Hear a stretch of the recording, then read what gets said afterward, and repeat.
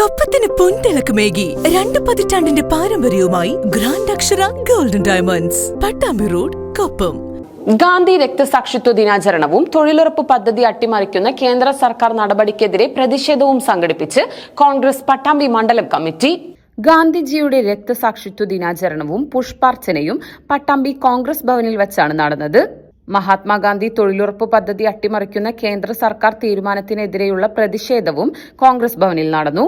മണ്ഡലം പ്രസിഡന്റ് ഉമ്മർ കീഴായൂരിന്റെ അധ്യക്ഷതയിൽ പട്ടാമ്പി നഗരസഭാ ചെയർപേഴ്സൺ TP ഷാജി ഉദ്ഘാടനം ചെയ്തു.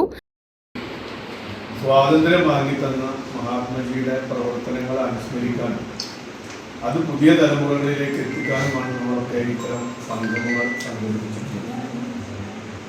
ഇന്ന് ഇന്ത്യൻ നാഷണൽ കോൺഗ്രസിന്റെ നേതൃത്വത്തിൽ ഇത്തരം ഒരു പരിപാടി സംഘടിപ്പിക്കുമ്പോൾ മറുഭാഗത്ത് ഭാരതീയ ജനതാ പാർട്ടിയുടെ നേതൃത്വത്തിൽ ഇന്ന് ശൗര്യ ദിനമായിട്ട് ആചരിക്കുക. അതായത് മഹാത്മാഗാന്ധിയെ വെടിവെച്ചു കൊന്ന ഗോഡ്സെയെ അംഗീകരിക്കുന്നതിന് വേണ്ടിയുള്ള ഒരു പ്രവർത്തനങ്ങളുമായിട്ടാണ് RSSന്റെ നേതൃത്വത്തിലുള്ള BJPയുടെ നേതൃത്വത്തിലുള്ള ഗവൺമെന്റ് മുന്നോട്ട് പോയിക്കൊണ്ടിരിക്കുന്നത്. മാത്രമല്ല, നമുക്കെല്ലാവർക്കും അറിയാം, പുതിയ തലമുറ കടന്നു വരുമ്പോൾ അവർ സ്വാതന്ത്ര്യ സമരത്തെക്കുറിച്ച് പഠിക്കാറുണ്ട്, സ്വാതന്ത്ര്യ സമര പോരാട്ടങ്ങളെ കുറിച്ച് പഠിക്കാറുണ്ട്. സ്വാതന്ത്ര്യ സമര പോരാട്ടങ്ങൾക്ക് രക്തസാക്ഷിത്വം വഹിച്ച ധീരദേശാഭിമാനികളെ കുറിച്ചൊക്കെ പഠിക്കാറുണ്ട്.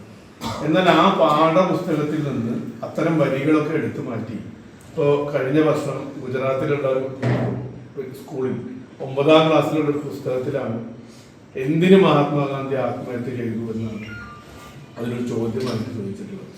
അപ്പൊ ചരിത്രത്തെ വളച്ചൊടിച്ചുകൊണ്ട്, ചരിത്രത്തെ ഇല്ലായ്മ ചെയ്തുകൊണ്ടുള്ള പ്രവർത്തനങ്ങളുമായിട്ടാണ് ഒരു ഭാഗത്ത് മുന്നോട്ട് പോകുമ്പോൾ ആ ഗാന്ധിജിയുടെ ഓർമ്മ നിലനിർത്തുക എന്നുള്ള വലിയ ഉത്തരവാദിത്വം ഇന്ത്യൻ നാഷണൽ കോൺഗ്രസ് ഏറ്റെടുക്കേണ്ട ഒരു കാലഘട്ടമാണ് നിലവിലുള്ളത്. C. Sangeetha, KR Narayanaswamy, ET Ummer, Jithesh Mozhikkunnam, K. Basheer, AK Akbar, C. Krishnadas, K. കുട്ടിയാഹു, KT Saithalavi, Muhammad Haneefa, AM Saithalavi, സഫ നിസാർ തുടങ്ങിയവർ പങ്കെടുത്ത് സംസാരിച്ചു.